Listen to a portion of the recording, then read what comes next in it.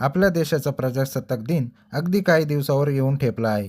संपूर्ण देशासह राज्यात देखील प्रजासत्ताक दिन मोठ्या उत्साहात साजरा केला जातो आणि त्यानंतर प्रजासत्ताक दिनानिमित्त दरवर्षी 26 जानेवारीला राज्यातील शाळांमध्ये सुट्टी दिली जाते. आता याच पार्श्वभूमीवर राज्य सरकारने मोठा निर्णय घेतला आहे. हा निर्णय नेमका काय आहे?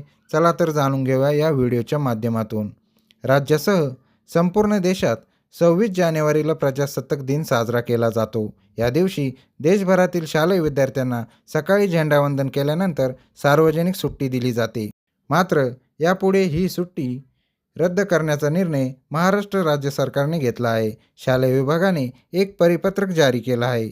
या परिपत्रकात सर्व सरकारी आणि खाजगी शाळांना काही महत्त्वाचे निर्देश देण्यात आले आहे.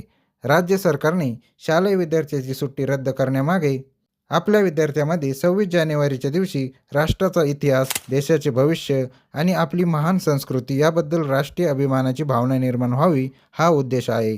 त्यामुळे आता सर्व सरकारी आणि खाजगी शाळांमध्ये 26 जानेवारी 2025 पासून प्रजासत्ताक दिनी विविध कार्यक्रम साजरे होणार आहेत, असं परिपत्रकात नमूद करण्यात आले. विद्यार्थ्यांना सुट्टी देण्याऐवजी शाळा प्रशासनाने शाळेत देशभक्तीवर कार्यक्रमाचं आयोजन करावं आणि विद्यार्थ्यांमध्ये राष्ट्रप्रेमाची भावना निर्माण करावी, असे निर्देश शालेय शिक्षण विभागाने दिले आहेत. त्यामुळे या वर्षीपासून महाराष्ट्रात शालेय विद्यार्थ्यांना प्रजासत्ताक दिनाची सुट्टी मिळणार नाही. प्रजासत्ताक दिनाची सुट्टी रद्द करण्याचा निर्णय घेतल्यानंतर या दिवशी कोणते कार्यक्रम घ्यावेत यासाठी 8 स्पर्धा आणि कार्यक्रमाची यादी देण्यात आली आहे. त्यामध्ये ध्वजारोहणानंतर नृत्य, चित्रकला, निबंध, प्रभात फेरी, वक्तृत्व स्पर्धा, कविता स्पर्धा आणि क्रीडा स्पर्धा आणि प्रदर्शन यांचा समावेश करण्यात आला आहे.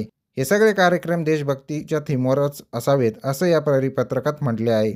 तसेच जिल्हा शिक्षणाधिकारी आणि शिक्षण निरीक्षकांना निर्देशाची अंमलबजावणी करावी लागणार आहे. प्रजासत्ताक दिनाची सुट्टी रद्द करण्याचा निर्णय तुम्हाला योग्य वाटतो का? आम्हाला कमेंट्समध्ये नक्की कळवा.